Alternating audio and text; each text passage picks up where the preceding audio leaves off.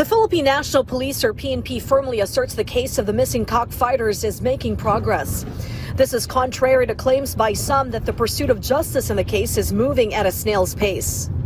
Clearly, meron pong direksyon yung ginagawang investigation ng PNP. Sabi nga natin, regardless kung sinong tatamaan, regardless kung sinong lulutang sa ating investigasyon, wala tayong papanigan, kundi katotohanan at hustisya.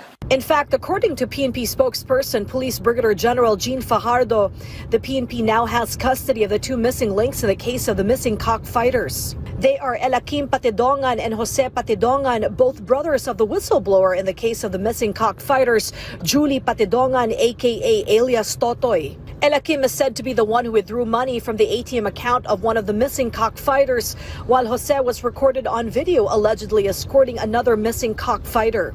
The two were reportedly arrested in Cambodia and arrived in the Philippines on July 22. Kung matatandaan nyo rin po, may mga lumabas na video na isang taong nakaposas at ine-escortan po ng dalawa. Ang tao po na yon ay si Michael Bautista na isa po sa mga nawawalang missing sa Bungero. It was found that Jose allegedly had a warrant of arrest for robbery, while Elakim was apprehended for using an alias on his passport under the name Robert Bailon. The PNP insists the arrest of the two is legitimate given the coordination with the Bureau of Immigration and their case operational plan was approved.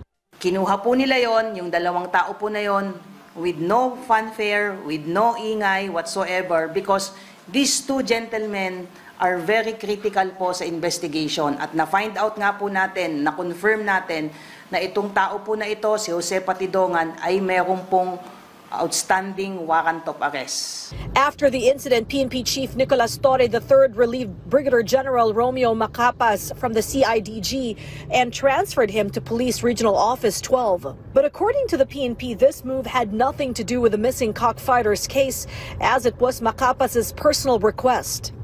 We want to assure everyone na hindi po magpapagamit ang PNP kanino man at sino man to advance their own personal interest. Ang objective lang po ng PNP ay bigyan ng hustisya ang mga nawawalang sa Bungero at yung kaniyang mga pamilya. The PNP also denied claims by alias Totoy it forced the victim's family to sign a new affidavit to allegedly recant or walk back their statements. In President Ferdinand Marcos Jr.'s State of the Nation address, he assured that no one will be spared in the ongoing investigation of the case.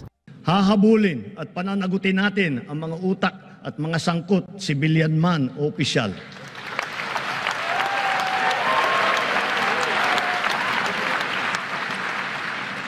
Kahit malakas, mabigat o mayaman, hindi sila mangingibabaw sa batas. This is Sharms Espina from the National TV Network for a new and better Philippines.